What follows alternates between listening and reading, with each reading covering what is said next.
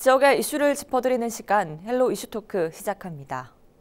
신종 코로나 바이러스 감염증 17번째 확진자가 대구를 다녀간 사실이 알려지면서 우리 지역도 초긴장할 수밖에 없는 상황입니다.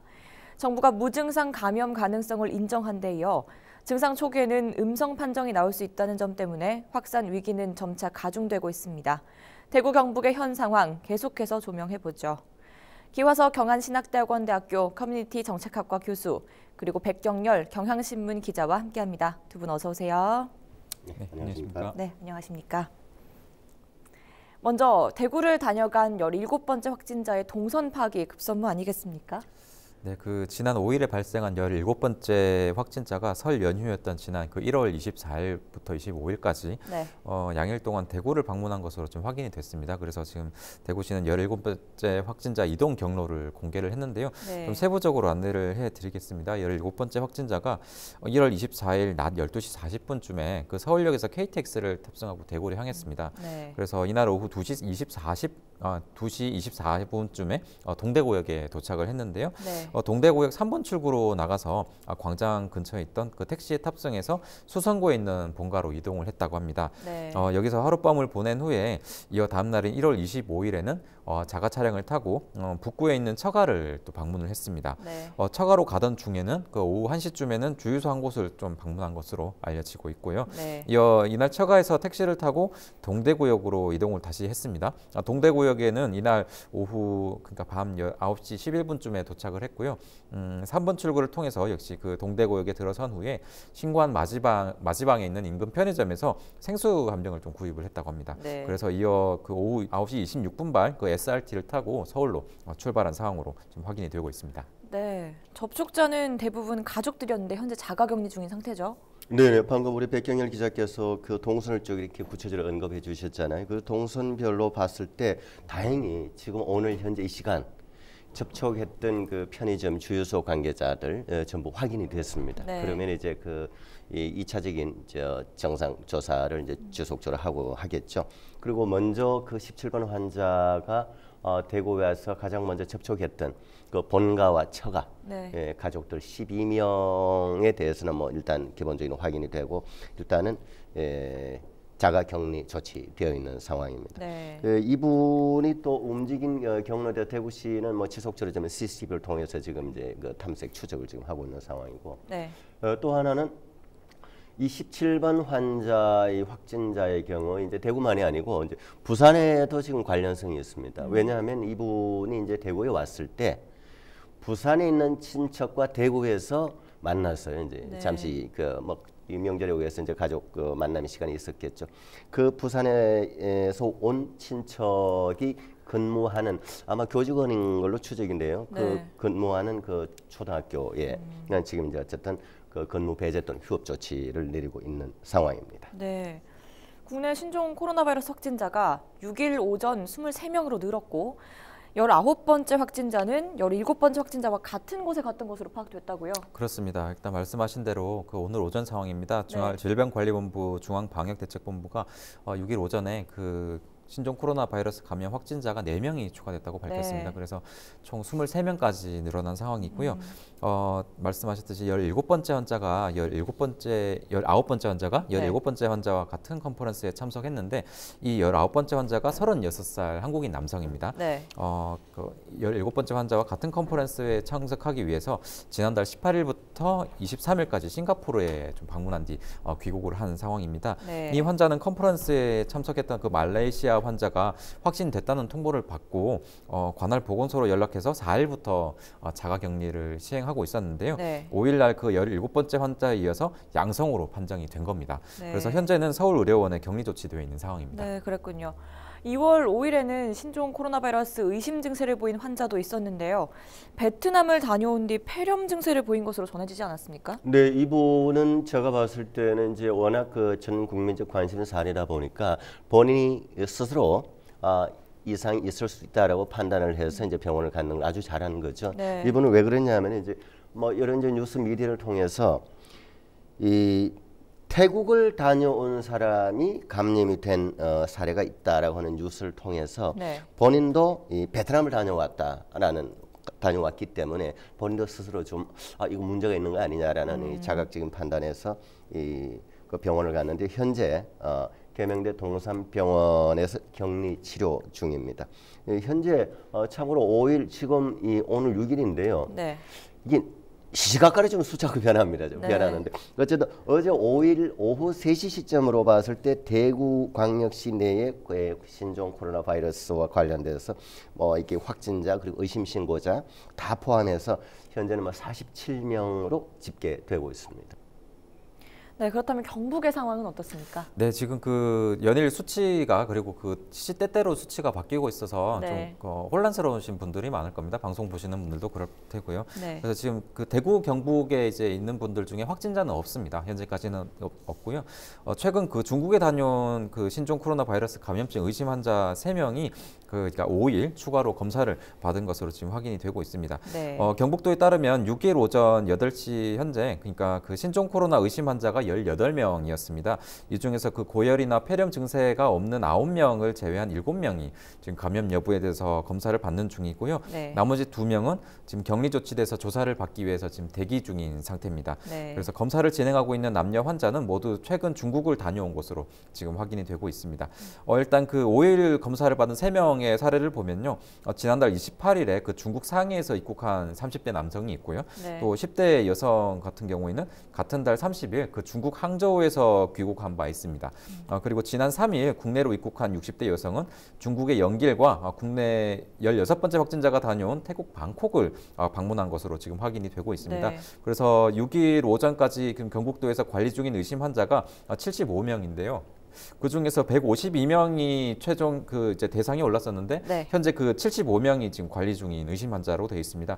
그간 경북도는 그 지난달 20일 첫 의심 신고가 접수된 이후에 확진자 접촉자 12명, 그리고 의심 신고자 84명, 우한 입국자 56명 등 152명을 말씀드렸듯이 네. 관리해 왔습니다. 이들 중에서 고열이나 폐렴 등의 별다른 증세가 없거나 잠복기 14일이 지난 77명은 관리 대상에서 지금 제외된 상태입니다. 네.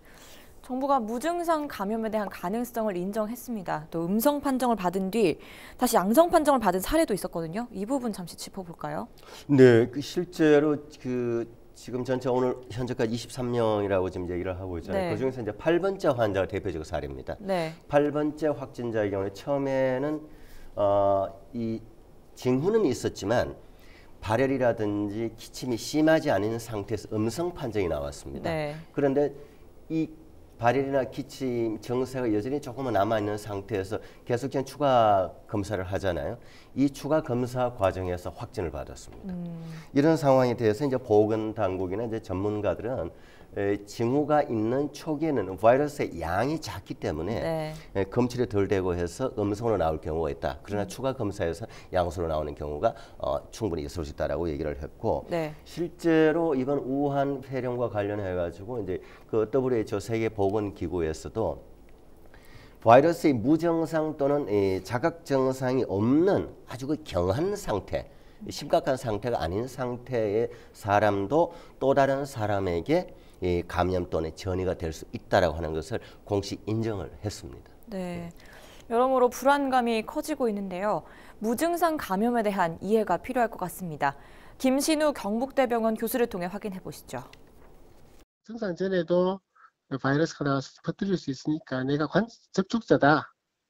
이런 경우에는 공중시설이나 많은 사람들이 가는 곳에 가지 않는 게 중요하겠죠. 무증상기에 감염시키는 비율이 낮다고 생각해요. 그게 전체의 비율에서 얼마나 된다라고 딱 나와 있지는 않지만 권위가 있는 WHO나 이런 데서는 그 비율은 비교적 매우 낮은 비율이 그렇게 전파할 것이다. 그러나 그 비율이 있을 거다. 이렇게 최근에 독일 연구자들이 보고한 거나 중국에서 이렇게 보고한 사례에서 보면은 무증상기에도 감염이 될 수는 있다. 이렇게 보는 게 맞습니다. 네, 정부가 대응을 잘하고 있다는 평가가 못하고 있다는 평가보다 높게 나타났다는데요. 이것도 잠시 정리해 주시죠. 네, 그 신종 코로나 바이러스 감염증 지금 확산 상태를 맞아서 지금 우리 정부가 대응을 잘하고 있다는 여론이 못하고 있다는 여론보다는 조금 앞서는 것으로 지금 최근 조사에서는 나타나고 있어요. 네. 그 조사가 잘하고 있다는 긍정 평가가 55.2%로 그 잘못하고 있다는 부정 평가 41.7%보다는 좀 높은 10%포인트 이상 높은 것으로 지금 나타나고 있는데요. 네. 이번 조사 결과를 봤을 때 그 지난 2015년 다들 기억하실 텐니다. 네. 그 메르스 사태와는 좀 여론이 다르다 이렇게 좀 볼 수가 있는 건데요. 아무래도 그때 정부가 그 이른바 홍역을 치렀습니다. 진짜 메르스 홍역을 치렀다시피 그 정부가 좀 많이 그 교훈을 얻었다고 볼 수가 있는 부분인데요. 네. 당시에는 그 정부 그 대응이 좀 안일했다 이런 비판이 많았고요. 정부 공개가 좀 불충분한 측면도 있었어요. 그래서 좀 확산을 키웠다 그런 측면 때문에 비난 여론이 상당히 높았던 측면이 있습니다. 네. 그 통상 좀 재난 상황이 발생하면은 정부와 좀 여당에게 화살을 돌리는 게 좀 일반적일 수밖에 없어요. 근데 네. 그 50% 중반대에 좀 긍정적인 평가가 내려졌다는 거는 그만큼 좀 국민들이 꽤 이번에는 긍정적으로 보고 있다 이런 게 조금 드러났다고 봐도 과언은 아니라고 봅니다. 네. 사실 이번에도 초반에 그 확진자가 좀 국내에서 나올 때만 해도 비난 여론이 있긴 했어요. 그 동선 공개가 제때제때 이루어지지 않은 측면은 있었거든요.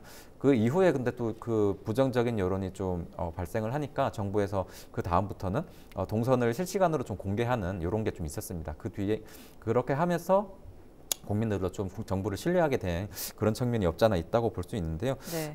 조사 분석 전문기관인 그 리얼미터의 의견을 보면요. 사스와 메르스 사태 상황을 좀 겪으면서 국민들이 정부의 전염병 관리가 100% 완벽하게 되지는 않는다. 이런 거를 좀 기본적으로 인식하는 것으로 좀 파악하고 있는 것 같다. 이렇게 보고 있고요. 네. 또 중국인 입국을 전면 금지하자는 주장도 일각에서는 좀 제기되고 있는데 그럴 경우 미칠 수 있는 좀 부정적인 파급 효과가 더 큰 게 아니냐. 이런 우려도 국민들이 충분히 좀 인식하고 있는 것으로 보인다. 그래서 이런 결과가 나온 것 같다고 코멘트를 했습니다. 네. 또 가장 걱정이었던 것은 대학이 곧 개강을 앞두고 있다는 것인데요. 유학생이 돌아오는 것에 대해 우려하는 목소리가 있었거든요. 어떻습니까? 네, 그렇죠. 지금 이제 특히 우리나라의 그 전체적으로 중국 유학생 숫자가 7만여 명으로 추산을 네. 하고 있습니다. 네. 이 7만여 명이 이제 곧 개강과 동시에 들어오겠죠. 근데 그 중에서 이제 우리 지역을 놓고 보면 중국 유학생 숫자가 가장 많은 곳이 우리 지역에서는 계명대학교입니다. 계명대는 그 중국 정부가 전 세계적으로 교육하는 공자 아카데미, 국내 거점 대학 몇 군데 중에 한 군데입니다. 그러다 네. 보니까 중국과 교류도 많은 편이고 실제 숫자로 보면 학부생, 대학원생 그리고 이제 뭐 교환 학생도 있고 많잖아요. 다 합해서 1,016명이나 된다고 합니다. 이 중에서 이제 700명 정도가 이제 곧 입국을 하는데, 네. 우리 대학으로서는 비상이죠. 우리 대학에서는 이제 이 개별적으로 연락을 취해서 가능하면 휴학을 지금 권고하고 있고, 네. 그러나 또 휴학을 할 수 없는 또 학생 당사자 본인들도 많을 거 아닙니까? 네. 나는 학교를 계속 다녀야 되겠다. 이런 학생들은 어쩔 수 없이 대학병원, 자대 대학병원, 부속병원, 그 동산병원과 협의를 해서 증상이 있는 경우에는 이제 또 관리를 해야 되고 문제 생기면 격리를 해야 되는 이런 관리를 하겠다라고 이제 밝히고 있습니다. 이제 상황이 이렇다 보니까 이제 문제는 이 모든 대학이 다 마찬가지입니다. 이렇게 되면 지금 이제 대부분의 대학들이 2주를 개강을 연기를 했거든요. 2주 후에 개강, 보통 3월 첫 주에 개강을 하잖아요. 이제 2주 후에 개강하는 걸로 2주간을 연기를 하다 보니까 앞으로 이제 여름 방학부터 해서 여름 방학이 또 늦춰질 것이고 학사 일정의 차질은 불가피하게 되겠죠. 네. 상황이 이렇다 보니 해외 여행 자체가 조심스러워지고 있고 입국 관리도 더 철저히 했으면 하는 것이 지역민의 솔직한 마음인 것 같습니다. 그런데 이 와중에 비난을 받을 일이 있었죠. 그렇습니다. 그 지금 대구 시의회가 좀 대표적이었고요. 네. 그 경북도 그렇고 강원, 그리고 충남 지역의 의원들이 기초의 의원들, 또 강령 의원들이 무더기로 해외 연수를 떠난 게 좀 네. 드러난 겁니다. 좀 세부적으로 살펴보면요. 그 대구시 의회에는 28명 중에 그 1월 중순부터 해서 제가 확인한 바로는 24명이, 그러니까 지금 대구시 의회 상임위원회가 5곳이 있습니다. 이 중에서 그 1월 중순까지 3곳에 그 상임위에서 다녀왔고요. 나머지 2곳의 상임위가 지금 조만간 이제 귀국을 하거나 그런 상황인데요. 2곳도 가서 이제 5곳의 상임위가, 그러니까 24명의 의원들이 무더기로 이제 해외 연수를 강행했던 겁니다. 네. 미국이나 대부분 미국이나 유럽 이쪽으로 좀 떠났던 것으로 확인이 됐고요. 이때 그 사용한 세금이 그 직원들 포함해서 직원이 16명 정도가 동행을 했어요. 그 의회 직원들이. 그래서 총 소요 비용이 1억 3천만 원이 제가 네. 집계를 해보니까 넘었던 것으로 지금 확인이 됐습니다. 그래서 과연 이런 국내는 물론이고 세계적으로도 좀 시끄러운 상황에 해외 연수를 강행하는 게 옳았을까 이런 비난이 나오고 있는 거고요. 네. 연수가 떠났던 게 이제 시점도 중요합니다. 그 세 곳 이제 지난달 중순까지 다녀왔다고 말씀드렸는데요. 그 이후에 그 두 곳이 상임위가 갈 때가 세 곳이 참 최근에 다녀왔습니다. 세 곳이 네. 갔는데요. 지난달 27일이었습니다. 27일이 어떤 시기였냐면은 그 국내에서 4번째 확진자가 나오면서 좀 점차 확산되는 시기였어요. 네. 그리고 대구에서도 감염 의심 환자가 지금 속출하고 있는 그런 상황이었거든요. 그때 이제 그 시의원들, 그러니까 시민들의 어떤 대표격이라 할 수 있는 시의원들이 무더기로 그 지역민들의 어떤 고통을 나몰라라 하고 네. 떠났던 게 과연 옳은 것인가 이런 비난이 나오고 있는 겁니다. 그래서 그 건강상의 이유로 좀 불참했던 게 4명 정도밖에 안 되는데 네. 거의 뭐 전원이 떠났다고 봐도 과언이 아닌데 이런 것들 관련해서 좀 비난이 나오고 있고요. 이 밖에 또 경북 칠곡군 의회에서도 그 10명 중 8명의 의원이 그 해외 연수를 떠났던 것으로 나왔습니다. 그래서 충남에서도 또 기초의회 의장단 15명 중에 13명 정도가 떠났었는데 뭐 6명이 중도에 귀국을 하긴 했지만 여기에 대해서도 좀 비난이 나왔던 거고요. 네. 그래서 지금 청와대 국민청원까지 등장을 했어요. 그 세금으로 그 의원들 해외 연수 보내주는 특례 연수를 아예 폐지하자 이런 청원까지 나와서 지금 어제까지 제가 그냥 5일까지 확인해 본 바로는 한 5,000명, 6,000명 정도 육박하는 것으로 동의수가 그렇게 나오고 있습니다. 네. 그래서 우리복지시민연합 그 대구에 있는 시민단체인데요. 하나의 코멘트를 했는데 이게 좀 너무 와닿았어요. 어떤 코멘트를 했냐면은 그 지방 의원들의 해외 연수 사랑은 지금 신종 코로나보다 막기 힘든 불치병이다 이런 코멘트를 네. 내렸습니다. 그래서 의원들이 아마 좀 이런 부분들을 좀 많이 좀 뼈아프게 받아들여야 할 것 같습니다. 네. 다만 마지막으로 신종 코로나 바이러스 대응을 위해 더 필요한 것은 없을지 두 분 의견 덧붙여 주시기 바랍니다. 저는 대구에서 감염 의심 환자로 이제 스스로 진료를 받은 베트남 다녀온 사람이 전 좋은 사례라고 봅니다. 본인이 좀 의심이 간다고 하면 스스로 먼저 좀 진료를 받는 것이 필요하고, 저도 개인적으로 뭐 이게 비염 증상에서 재채기를 뭐 자주 좀 하게 되는데 사실 네. 이게 재채기인지 기침인지 헷갈린 경우도 있어요. 어쨌든 조금 의문이 가면 다른 데 다니지 말고 바로 좀 이 진료소 가서 좀 상담을 하는 것이 필요하다고 봅니다. 네. 네, 일단 크게 두 가지를 좀 말씀드리고 싶어요. 첫 번째는 무조건적인 불안감을 좀 가질 필요는 없되, 그렇다고 또 너무 또 마음 놓을 필요는 없다. 나와서는 안 된다. 이런 말씀을 좀 드리고 네. 싶은데요. 사실 이렇게 너무 좀 확산되는 측면이 있는 것 같아요. 불안감이. 그 전염병이라는 게 그 사람들 마음에서 우러 나오는 거거든요. 사실 그래서 현실보다 좀 더 부풀려져서 그 사람들이 불안하게 하는 그런 점이 더 무섭다고 봅니다. 현재 그 치사율이 한 2.몇% 정도로 나오는데요. 물론 낮은 수치라고 볼 수는 없어요. 이게 또 질병에 걸리면은免疫力이 약한 경우에는 지금 중국에서도 그렇고 숨지는 경우가 많이 발생하고 있잖아요. 아직까지 국내에서 사망자까지는 나오지는 않았는데요. 일단 치사율 자체가 높지는 않다는 점. 그래서 개인 위생 관리만 철저히 한다면은 이게 충분히 막을 수 있고 극복할 수 있는 전염병이라는 점을 좀 충분히 유념을 하셨으면 좋겠어요. 그래서 너무 불안해하실 필요는 없되 개인 위생 관리는 좀 철저히 해야 된다. 이런 부분을 좀 강조하고 싶은데요. 그 두 번째 강조할 부분이 바로 그 부분입니다. 그래서 그 사람들이 많이 모이는 장소에는 웬만하면 마스크를 좀 가급적 착용하시는 게 좋겠고요. 네. 그다음에 외출 후 이제 복귀하기 전이나 복귀할 때 이동하실 때는 무조건 손을 흐르는 물에 30초 이상 이렇게 씻으시는 거. 그러니까 실천할 수 있는 그런 개인 위생 부분을 좀 실천하시는 게 그런 부분들이 좀 중요할 것 같고, 그런 부분이 있다면은 우려할 만한 수준은 아니고 충분히 극복할 수 있는 그런 전염병이라고 생각이 합니다. 네, 고맙습니다. 두 분의 최종 의견까지 들어봤고요.